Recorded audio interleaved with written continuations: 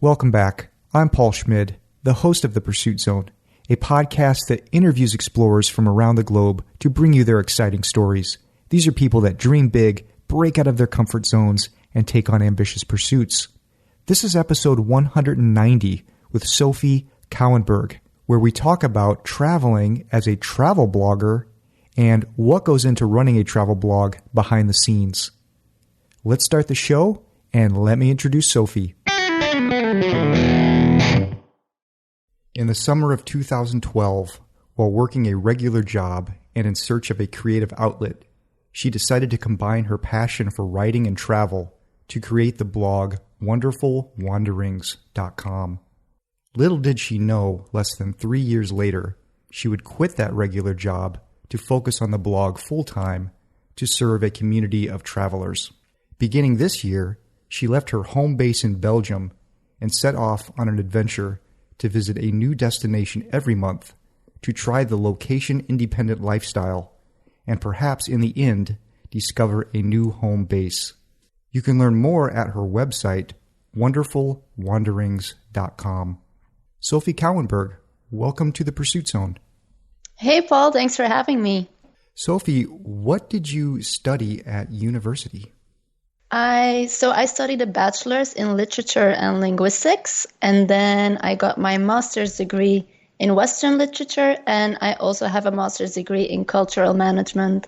And the languages that I studied were Dutch and Spanish. So I kind of always known that I wanted to do something with writing, like that was my goal, something with writing. So studying literature and linguistics seemed like a good choice. Why Spanish? So when I was in high school, I had the choice to study either German or Spanish, and I chose Spanish and kind of fell in love with the language. So when you do literature or linguistics in Belgium at university, you always choose two languages that you study. So I chose my native language, which is Dutch, and then I decided to continue my studies with Spanish. So before you started the blog, you were in a full-time job. What was that job? Yeah, that's correct. So I worked at international publishing house at the time that I quit my job. And actually, that sounds way cooler than it was, because it was a publishing house that focused on B2B publications. So anything really going from like personnel management to taxes, insurances, very dry material. And over there, I did both copywriting and marketing coordination. So I was responsible for making sure that all the direct marketing material got sent out on time. So how did the idea for the blog come about? Well, as I said, the kind of writing that I had to do at my day job was not very creative. I didn't find it very satisfactory. And so I started thinking about a way that I could do some writing for myself and how I could craft that into maybe a longer term project.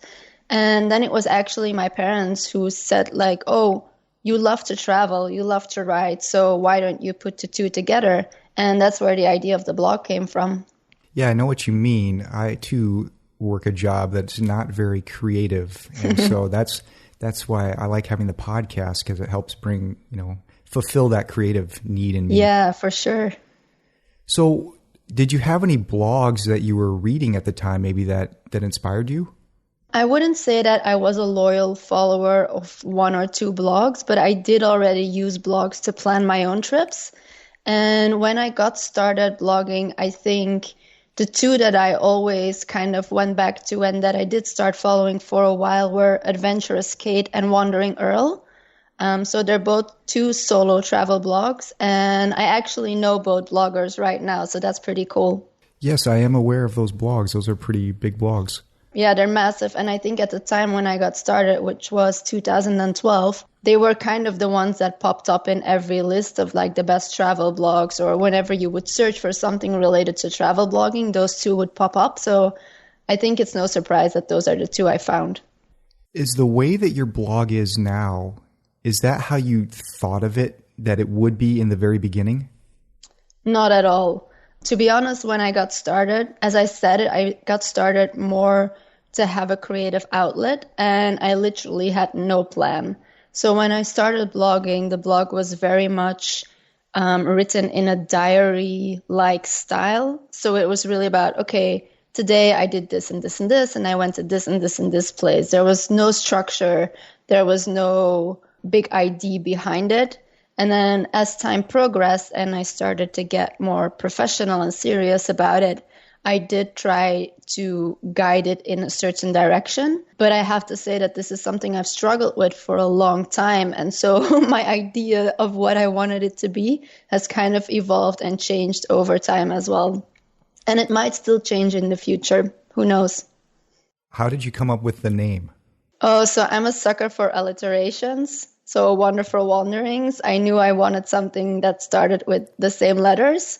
And I also wanted something that, like now, if someone were to start blogging, everybody advises to go as specific as possible.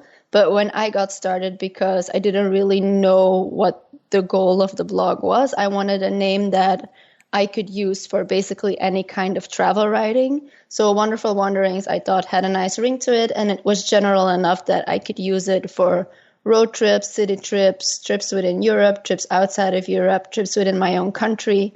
So that's why. Yeah. I often wonder about the title of my podcast, for example, because I wonder, the pursuit zone. I know what it means to me, but if someone comes across it, do they know what it means? So yeah, trying to figure out what to name things is always a challenge. Yeah, it is. And I've also noticed, like, I'm not a native English speaker, so I don't know if it's my pronunciation, but I often find that people who ask me what my blog is called and I say, oh, it's Wonderful Wanderings, they want to write Wonderful Wanderings 2 times with an O. And then I go like, oh, these are like 2 English words and English speaking people get them wrong. So maybe this name wasn't such a good idea after all. Okay, I wanted to talk about your logo because every so often I see logos that catch my attention. So before I ask you what it represents, I want to give you my interpretation of it to see if I'm close.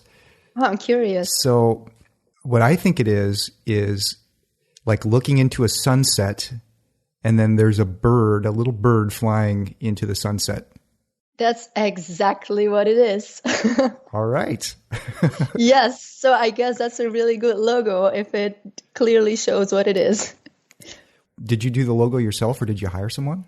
No. So the first 2 versions of my site, I designed myself. So I basically just got a WordPress team and I customized it. I learned a bit of CSS. I learned a bit of HTML, good enough to, like create boxes and change colors and things. Then I think it was in 2015, I actually hired a designer and a developer to do a complete makeover of the website. And I did kind of know what I wanted it to look like. So I made a very awful sketch using a tool like Canva or PicMonkey or something at the time that I sent to my designer. And I kind of told her like what I wanted the logo to represent. And she's the one who created the logo. When you decided you wanted to have this creative outlet and it sounds like you taught yourself how to do some things with WordPress. Yeah. And did you do all of this learning on your own by doing Google searches, or did you decide, no, I want to take some kind of a blogging course? How did you decide which path to take? So when I got started, there weren't that many resources on travel blogging out there just yet. Like there was a lot that could be found on Google about blogging in general and about creating websites in general. But I think it was only, I would say 2 years later, but I can be wrong about the date. So in around 2014 that I signed up for a course that doesn't exist anymore. It was called Travel Blog Success, which kind of was an outline of all the steps you take from like starting your blog until doing marketing. So most of the things that I learned by really Googling stuff, but also I became a member of lots of Facebook groups with travel bloggers, but also with different kinds of bloggers. And we would basically ask each other questions. And I would ask so many questions. I remember going to my first travel blogging conference at the end of 2014, and everybody knew me from my Facebook profile photo because I was the girl who asked questions. And it kind of really helped me to connect with a lot of people in the industry as well. I think now, though, if you start a blog, I would definitely recommend getting a course. if you have the means to do it, and usually the travel blogging courses are not that expensive, just because it saves you so much time. Like you can follow the entire process of setting up your blog, setting up your social media, crafting a content schedule, for example. And then there's always extra Googling you can do and going into forums and asking people to expand on your knowledge. But I think you will just save so much time if you take a course right now to get started. Is there a course you would want to recommend, or how does someone know if a course is good? Whenever I buy a course, because over the course, of several years, I've bought other courses as well related to like copywriting and SEO. I always try to find people who took the course but haven't written an affiliate article about it, because you want to make sure that these people are recommending the course for the right reasons, of course. A good course for travel blogging. So another one that I signed up for, which is also a few years ago, is Nomadic Matt's Business of Blogging course. It's hard for me to say right now if it's a good course to get started when you're a blogger, because I already signed up for the course when I was quite a few years into my blogging career.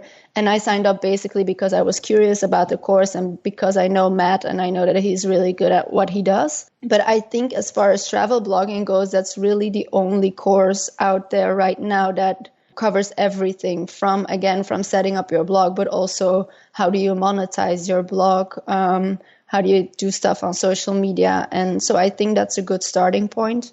He also has a Facebook group, which can be pretty useful if you want to ask questions. Yeah, and I think one thing to just keep in mind is that, and this goes to all courses, is that things change so fast online that if the course isn't, the course could go out of date very quickly. No fault to the author of the course. Yeah, so that's one thing I do have to say, because I'm still in Matt's course, and I do still at least a few times a year get an email saying that they've updated something or that they changed something. So I do know that he's not letting it go stale, as you could say, and he's updating it. But again, because I'm I would say a bit further ahead than until where the course goes, I'm not actively checking everything that he changes anymore. But yeah, I think getting that course would be a good idea if you really just get started and you don't have a blog yet and you really just want to be able to follow a plan. I'm the kind of person who likes to be like, okay, this is step 1, this is step 2, and really know what to do. And other than that, Google, all the information is out there. Almost all the information that you need, especially the one to get started, is out there for free. It'll take you some time and some testing and some experimenting, but you'll definitely find everything that you need. When you were still working your full-time job, how much time did you devote to building your blog? A lot of time. So I had what they call gliding hours at my office job. So I would always be the first one in. I would start at around 7:30 in the morning. I would leave at 4:30 in the afternoon, get home, get changed, eat something. And then I would usually work again from 5 until, I would say the first year and a half, midnight or 1 a.m. was not an exception.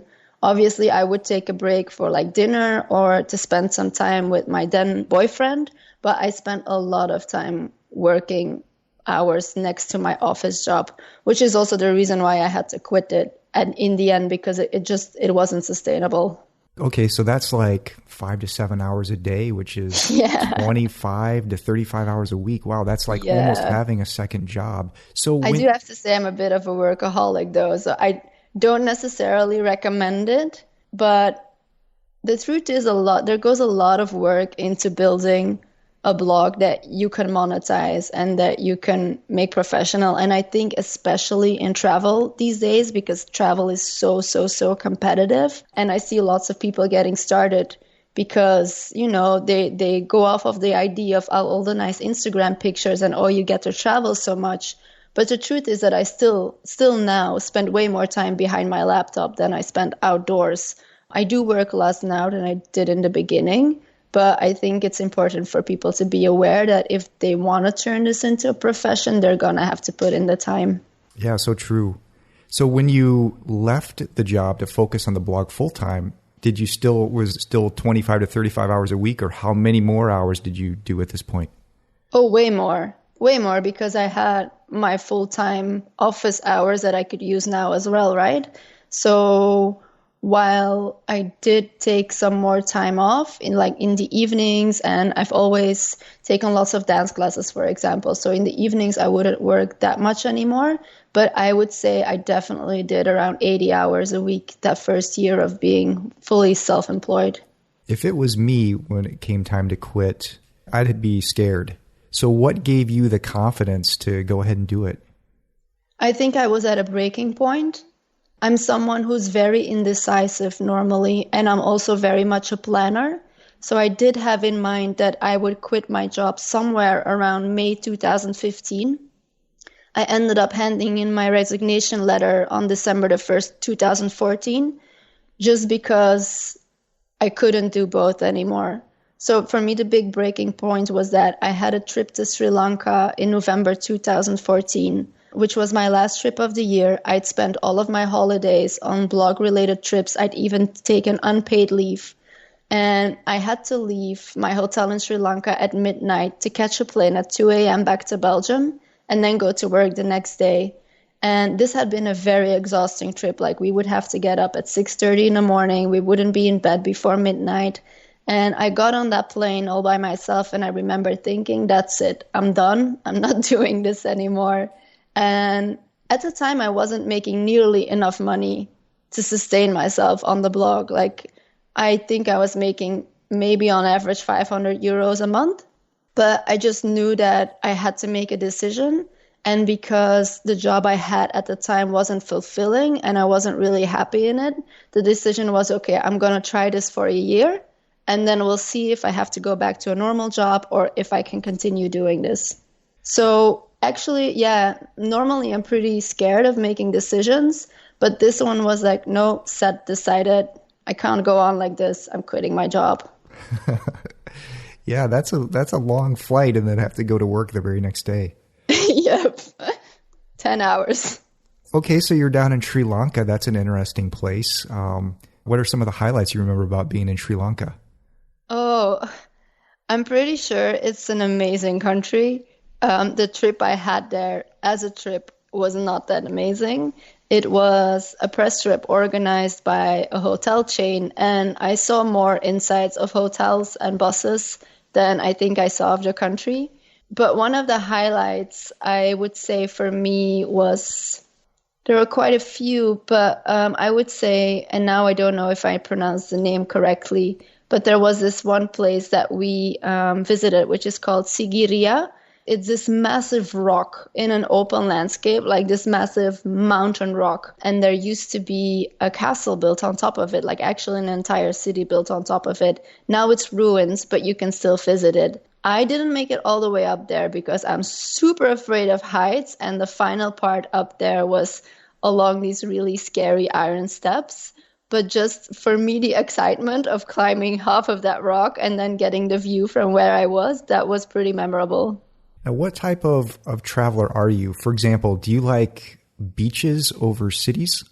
I would say I'm a city person. I'm also an outdoor person, but I'm not an extreme outdoor person. So I like doing hikes. I like being outside and exploring nature parks, for example, but I won't go camping at night. I need to be able to take a proper shower and sleep in a decent bed in the evening, or in something like a motorhome that works as well.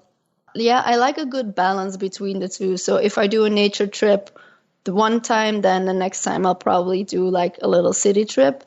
I also prefer warmer destinations over colder ones. I get enough cold and rain in Belgium as it is. And I would also say that I'm not very luxurious in the sense that I don't need the most fancy hotels, or I don't need to bring 2 suitcases. But I have noticed that throughout the years, because I travel so much, now I do often go for the more comfortable option if there is one. For example, before I would always take public transportation from the airport into the city center, regardless of how heavy my suitcase was or how long it would take. And now I'll often just book a transfer in advance or check if there's an Uber running. Yeah, are you familiar with the blogger Chris Guillebeau? Yeah. I've actually been on his podcast. Oh, really cool. Yeah. And well, he has this rule. He's changed the amount over time, but it's like, I think now he calls it like the $10 rule. Okay. Where if something's going to make his life a little more efficient and a little better, like for example, taking a taxi versus waiting for a bus, you know, and it's only $10 more, then he'll take the taxi. Yeah. Yeah, I like that rule. Yeah, I also always take into account like, okay, is it much faster? Or like, for example, if public transportation requires me to change trains or metros or something somewhere, I'll be more inclined to get a taxi or a transfer as well. So you were in Sri Lanka. I'm wondering, did you ever travel to India? I haven't. I know it's like a destination everybody goes to. I have to say, like, I do want to go someday, but it's not at the top of my list. I'm curious about it, but the world is so big and I don't necessarily need to go where everybody else is going. Well, what are some of the other kind of travel highlights that stand out in your mind? Oh, so I loved South Africa. I've only been once, and we did the classic garden route thing also because I really wanted to see whales in the wild. So I went to South Africa in September. I think it was now 2 years ago. And yeah, it was amazing. I loved the food. I loved the people. I loved the diversity of the places that we visited as well. And then another very cool destination for me was Queensland in Australia. So I flew to Brisbane. No, sorry. I flew to Brisbane and then drove up all the way to Cairns and Port Douglas with a motorhome and kind of like followed the coast, went inland a bit to visit the parks, followed the coast again. And that was a cool trip just because the nature there is so different than it is in Europe. And also I have a friend who moved to Magnetic Island in Queensland quite a few years ago, and I hadn't visited her yet. So it was really cool for me to see where she was living now. Part of your plan starting at the beginning of this year was to kind of become more location independent, leave your home base in Belgium and begin traveling to a new location every month. Like, are you planning only 1 month in advance, or did you have kind of your whole year sort of plotted out? So I knew where the first 3 places were that I wanted to go, which were Valencia, Berlin, and Lisbon. And I had planned those 3. But then after that, like I have an idea of other places that I want to go to. Now with Corona, unfortunately, I've had to put my plans on pause and I don't know when I'll be able to start traveling again. But I really try to not be the over planner and organizer that I usually am, because I did realize that there might be a lot of opportunities coming my way that year, or I might just want to stay somewhere for longer or leave earlier. And I didn't want to feel like I was missing out just because I had planned everything already. For picking a location, what's your criteria? Oh, I have so many. I have so many because obviously, thanks to my job, I theoretically already was location independent, even though I was still living in Belgium. But the goal of this nomadic quest, if I can call it like that, really is for me to find a new home base, to go live somewhere other than Belgium. So I'm traveling to places with the criteria in mind that I would want my home to have, and not necessarily because I just think it would be a cool place to visit. So some of those criteria for me are that I want to be within an hour of a big international airport. I want to be somewhere where there's either lots of green space or I can very easily get out into nature. I want to be in a city because I love things like live music bars, theater, cultural events in general, but also like cute cafes. I love eating lots of cake, so cake needs to be present. Yeah, so those are a few criteria for me. What else? Oh, there needs to be a good supply of like fresh veggies and fruits in the supermarket.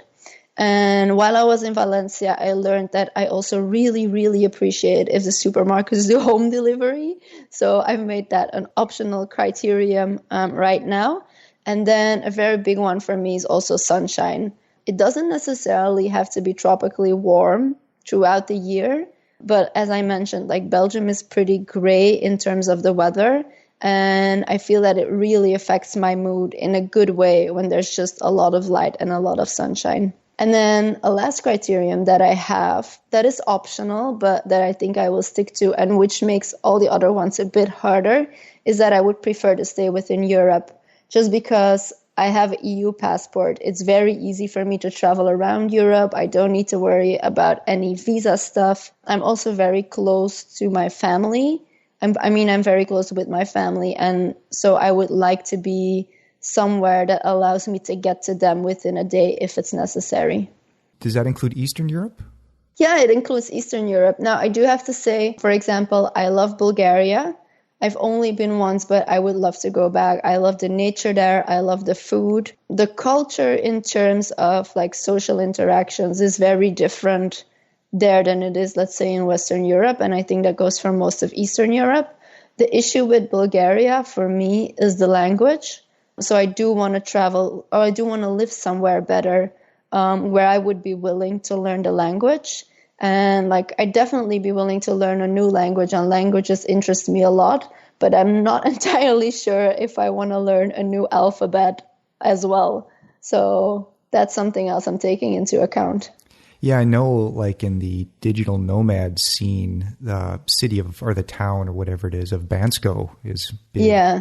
Yeah, it's becoming really big right now. Prague was big for quite a while. It's become maybe a bit too touristy and too crowded right now. Budapest is another one which is fairly popular.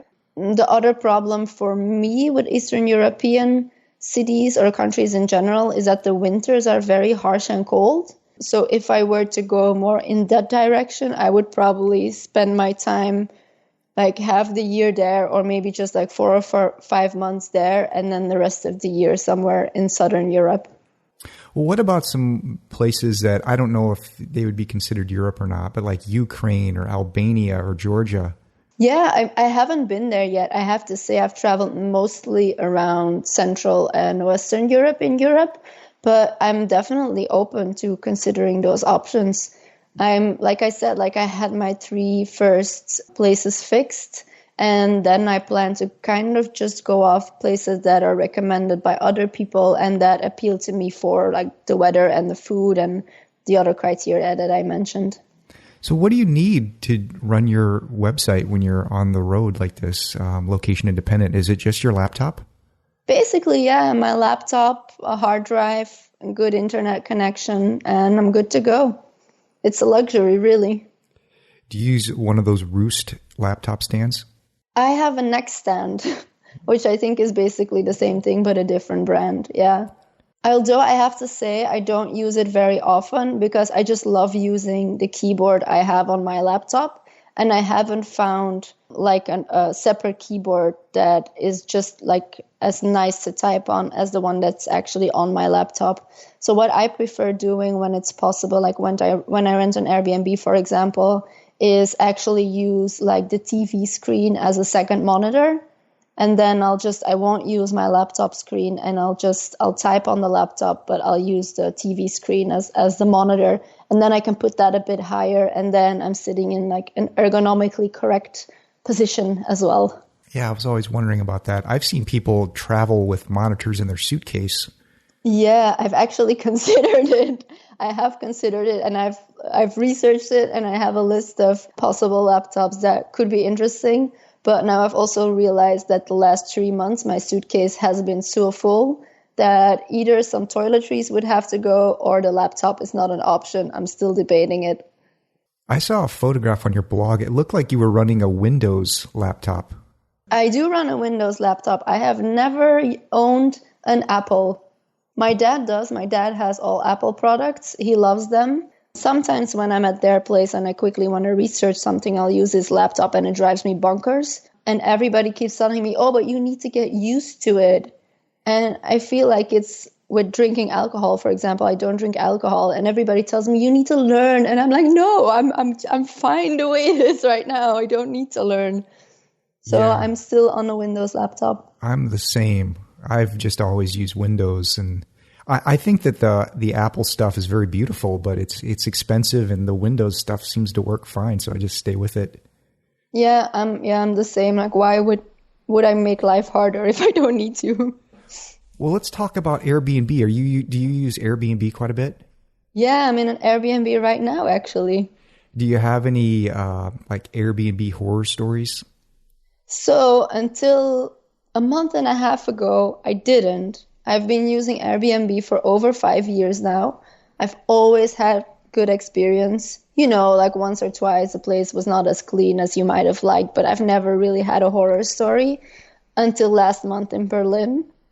So my Berlin trip, it was kind of as if the universe was telling me not to go, because initially I would be house sitting for a friend there.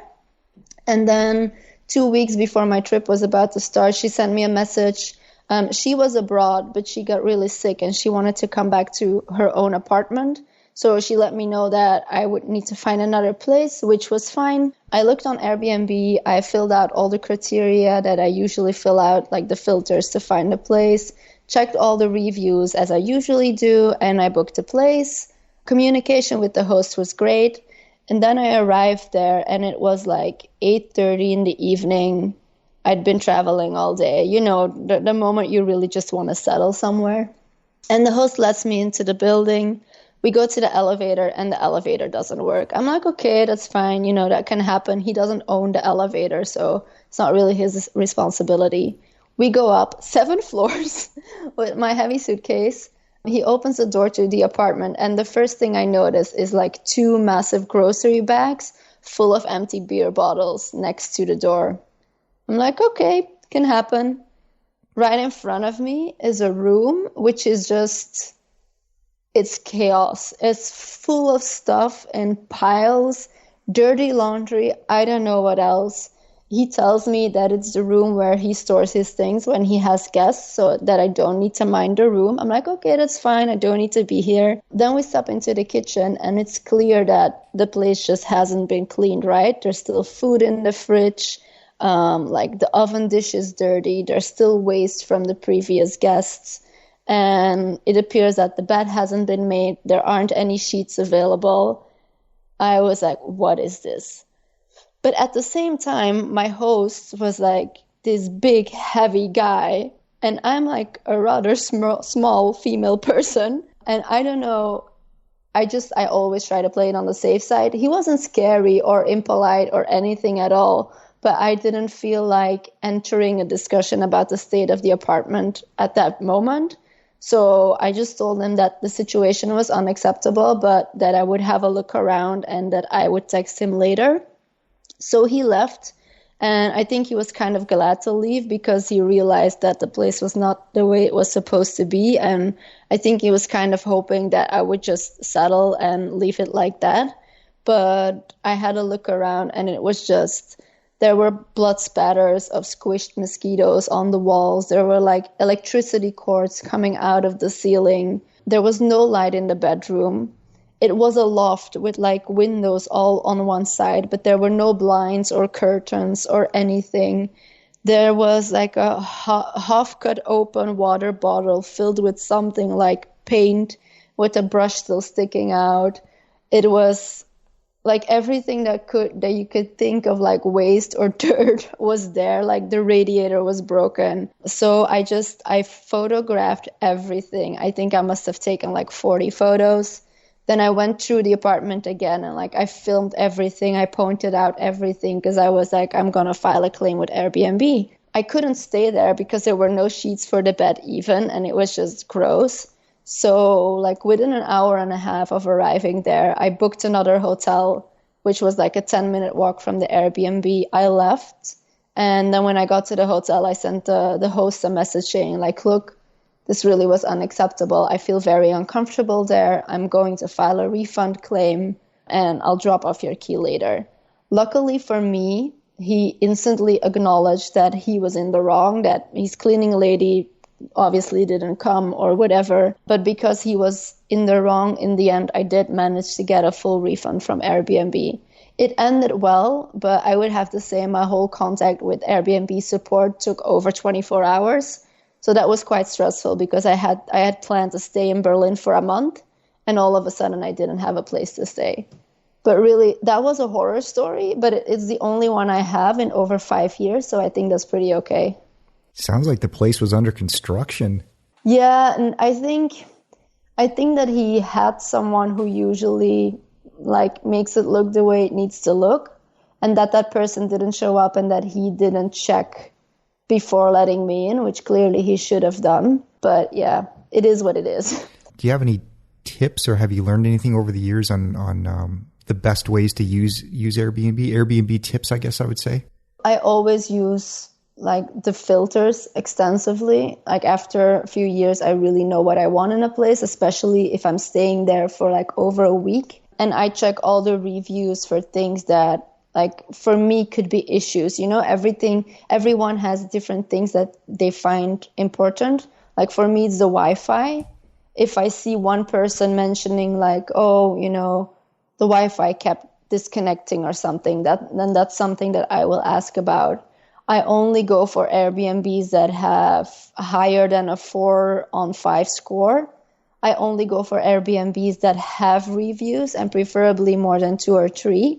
And I always contact the host before I book anything. So I always contact them with a few questions to get answers to those questions, but also because I want to know how responsive they are and like how polite they are in answering. So I think those would be my top tips. I think I just got really, really unlucky with my last one because, as I said before that, I've never had any issues. Well, I want to talk a little bit about the business of blogging because Sure. I'm curious about it. And my original idea for the Pursuit Zone was to be a blog. It was kind of going to be like a travel blog of, you know, me doing my travels around the world. Because also, you know, years ago, this is back in like 2009, by the way, that I had this idea. Yeah. But it never turned out that way. And in the end, it became a podcast. But I also think of the Pursuit Zone in my mind as this big ecosystem of content across all these different platforms. Yeah. But because I have a day job, I've only been able to spend time and do the podcast. Mm-hmm. So I'm curious about questions about blogging. So sure, go ahead. What goes into having a blog, maintaining a blog beyond just the writing of articles? Yeah, more than the eye can see. So I started a blog because I loved writing, right? And I wanted to write about something that I was passionate about, which was travel. But I feel like nowadays, writing is only a small portion of the work that I do. The main reason for that is that if you write something but nobody reads it, then what's the point?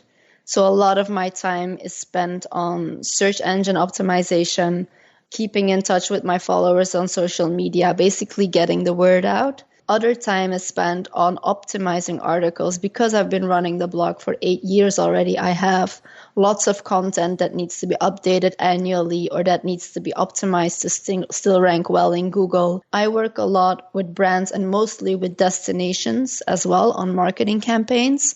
So another portion of my time is spent pitching campaigns, replying to emails, keeping those relationships alive. I do attend some conferences and fairs throughout the year as well. Not as many anymore as I used to, but I do that. Yeah, responding to comments on social media, scheduling posts on social media. Yeah, I think those are like the bulk activities of what I do. I'm curious about the I don't know how you said it, but you have... Yeah, the optimizing content? Yeah, like you have older content that you need to update. Like what does that involve? It kind of depends on how old and crappy the article is, to be honest. It can go from very light changes, like I have a few articles on Christmas markets in Belgium where I give practical information on like where the Christmas market is, what dates it's on, etc. And obviously that information changes every year. So it's not that the article needs a lot of changing, but I do need to go in every year and update that practical information. Then, like I said, when I started my blog, I very much wrote it like a diary. So there wasn't a lot of structure.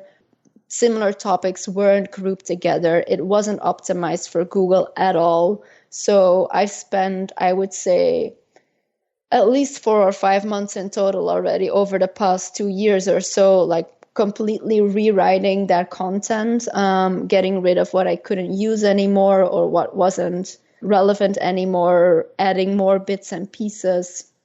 So that's a large part of it as well.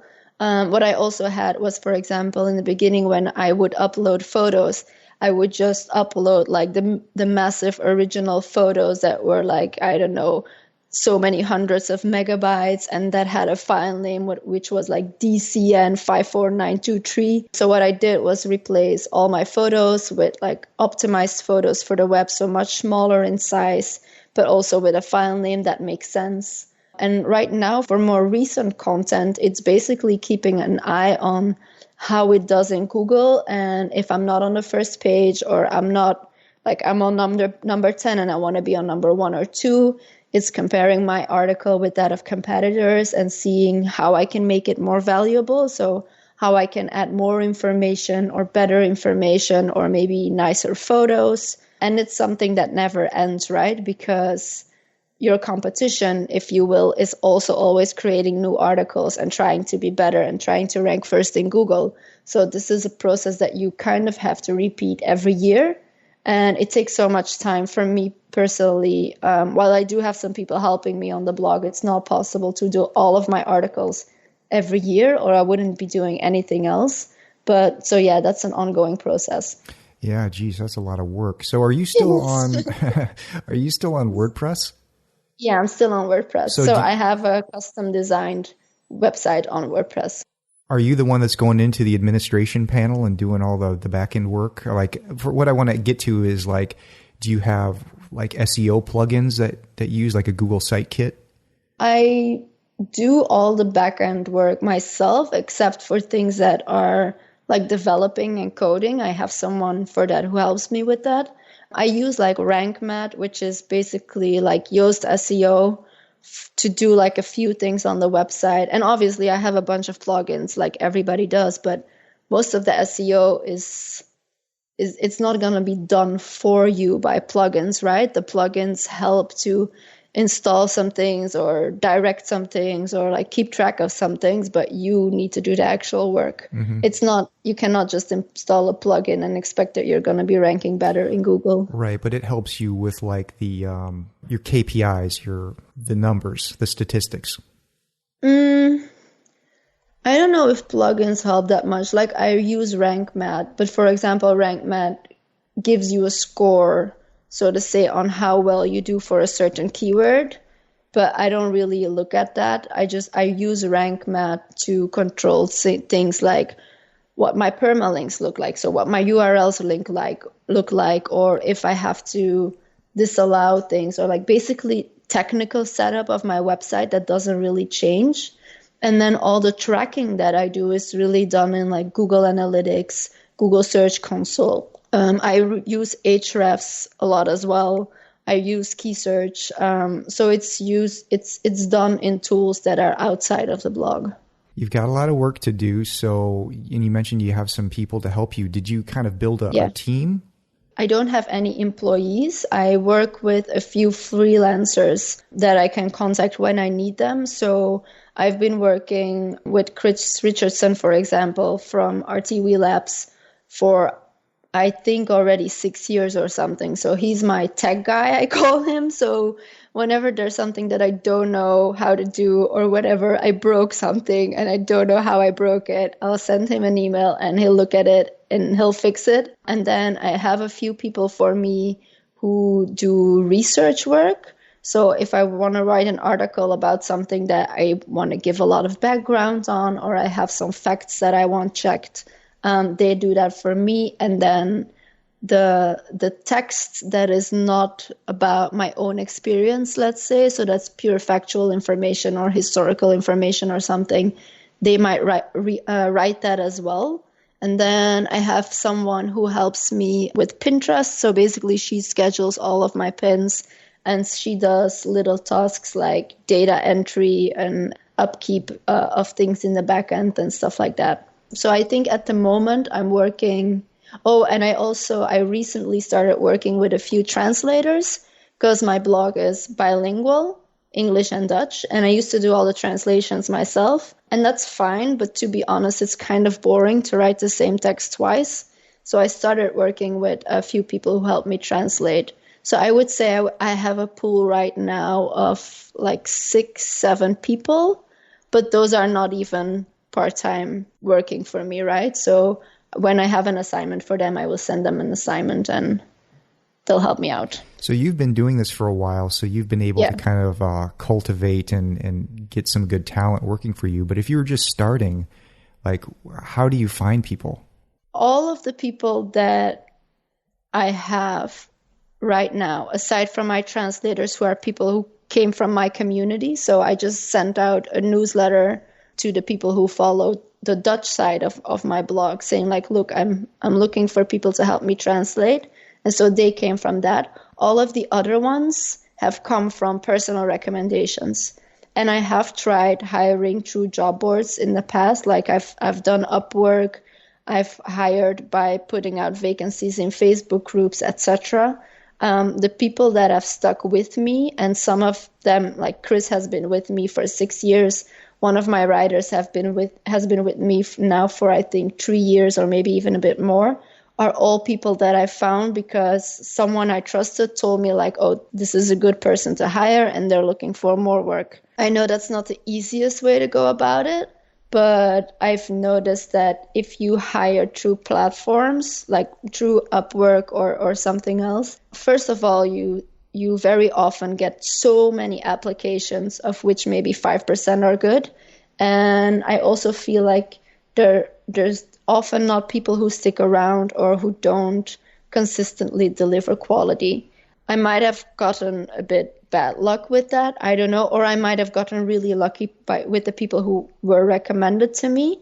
But if you're starting out, I would really just ask around, like in your own circles, if anybody knows anybody that they could recommend.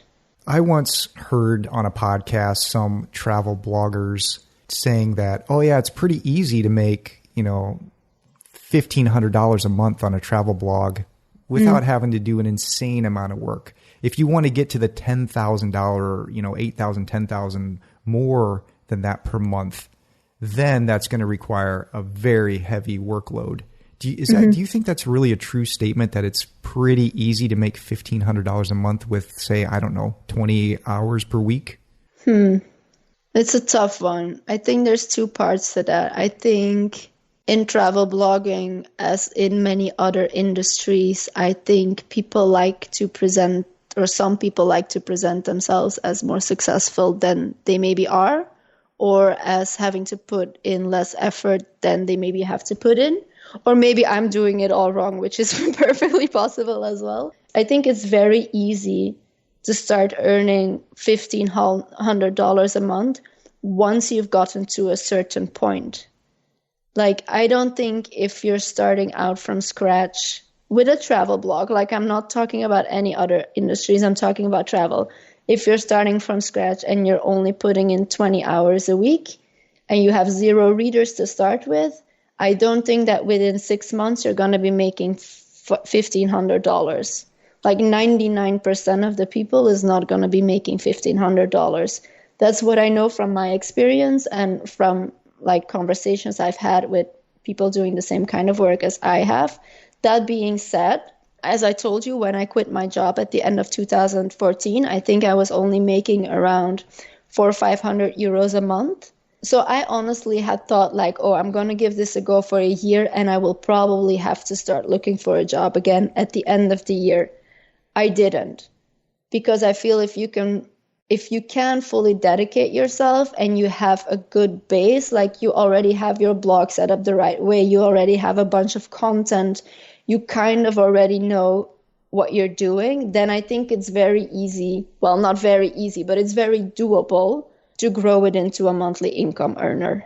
I don't know if that answers your question. No, yeah, that's a good thoughts. Good. 20 hours a week, like, honestly, I don't know, because now I do have weeks when I only work 20 hours. I have weeks where I don't work. I'm very lucky, like not right now with Corona, but I'm very lucky that until 2 months ago, I've been able to build this to a point where I can take time off and then work really hard afterwards.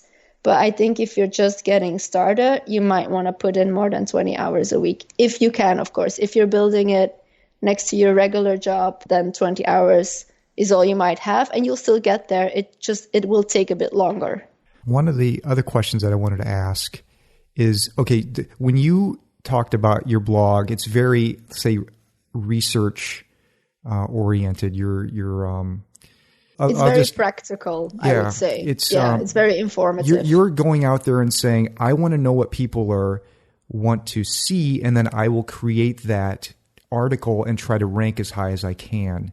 But what I'm wondering is, can you have a successful blog? And maybe it's not a travel blog. Maybe it's just a regular blog, but that's more personality based. Something that says, hey, I'm this person doing this thing, or here's my opinions.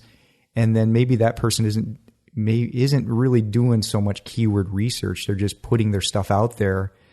Do you have any knowledge of that, if it's possible to have that type of success? I think you can. I can't really think of very big examples at the moment, but I'm pretty sure I've come across people already in the past who've built their reputation, let's say, more through social media or through their newsletter, or by being featured on other people's podcasts and other people's blogs. So basically more through PR, I would say, than through SEO. So I think it's definitely possible. It's just something that I personally have never tried because I don't feel very comfortable putting myself in the spotlight. So I feel more comfortable like showing the travel and showing the information and showing the destination than talking very explicitly about my role in a certain trip, for example. You mentioned some travel blogging conferences. Do you have any plans to go to any in 2020 if they're still going to be going on? No, not in 2020. So I've been to TBEX, which is a fairly known one. I've been to Traverse as well. I think those are the two. Yeah, those are the two that I've been to. But like at this point in my career, I feel I can learn more from going to conferences that are outside of the travel sphere. So more to like general digital marketing conferences or conferences about affiliate marketing or about SEO or about email marketing, than going to specific travel blogging conferences. So I actually have one planned for this year, if it will still happen. So in November, I'm going to the Chiang Mai SEO conference, which is a massive SEO conference in Chiang Mai in Thailand. But other than that, at the moment, I don't have any conferences planned for this year. I will be traveling around to basically just meet people and talk business, people that I know from being active online, because I find also that that's the way I learn more than going to conferences. I find it much more beneficial to just talk to people one-on-one than to sit and listen to someone speaking for an hour. Now, you've also, I saw on your website that you have another business, InfluInspect. Yeah, exactly. I thought that was pretty interesting. So can you just briefly describe what that is about? Yeah, sure. So I've been running my blog for 8 years now, and a large part of my income has always been working with brands. So putting together marketing campaigns for brands and executing them, introducing brands, but also definitely destinations to my audience. And I've noticed that throughout the years, like there has been a professionalization, I would say, of the influencer marketing industry. But there's still lots of brands who don't really know what they're doing, don't really know how they need to approach it, don't really know what metrics they need to look at when they decide if they should work with one blogger or with the other.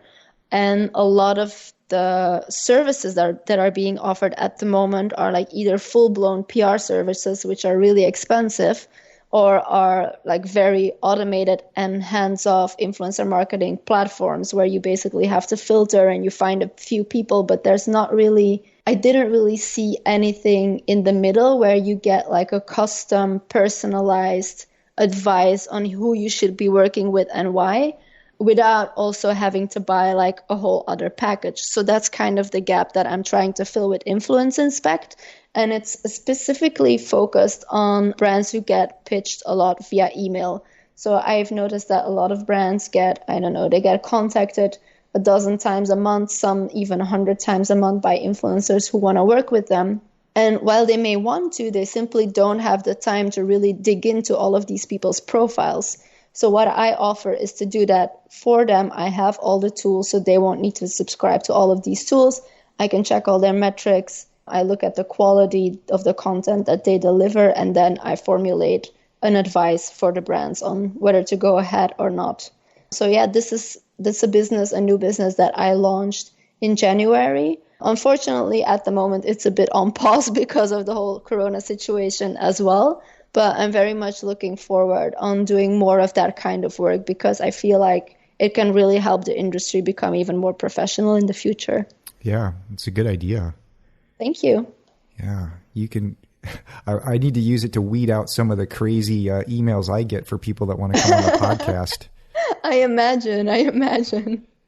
That could be a whole other business. Podcast guest selector. Yeah.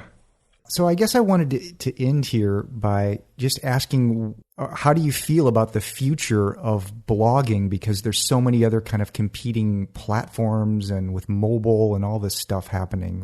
What's your feeling? I feel like it's kind of the same as it is with newspapers and with television. When I got started in 2012, there were already articles saying blogging is dead. And we're 8 years further down the line, and blogging is still very much alive and thriving. I think the kind of blogging that will be successful, and with successful, I basically mean the kind of blogging that makes money and that can be done as a business, might evolve over time and might be focusing on different things or might require different efforts to keep going. But I don't really see blogging disappearing, even though things like YouTube, obviously, and podcasts have grown a lot in recent years. For travel blogging specifically, now is a super interesting time. We've all been grounded because of Corona. So I think it will be interesting to see what happens when people will start traveling again. If some of us will have pivoted to doing something else or pivoted to creating different kinds of content. And I also think it will be different to see if travel in general will have changed a lot after this crisis. But for blogging, I think it will be around for quite a while still. Sofie, what is next for you? Good question. I was supposed to be in Lisbon right now for over a month to trial the city as a home base. And after that, I had planned to go to Malaga in Spain. Obviously, that's not happening anymore right now. So what's next for me at this point is just the plan to do a lot of work on the website. And I want to get it as ready and as good as it can be for when people start traveling again.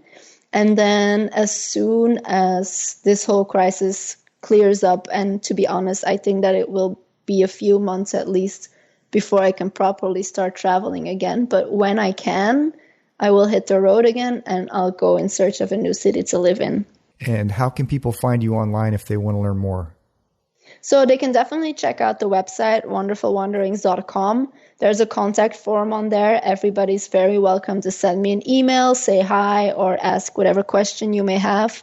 Then you can also find me under Wonderful Wanderings on Facebook, and I'm pretty active on Instagram stories as well. And there, the account is also just Wonderful Wanderings. So feel free to say hi and reach out. I'll always get back to you.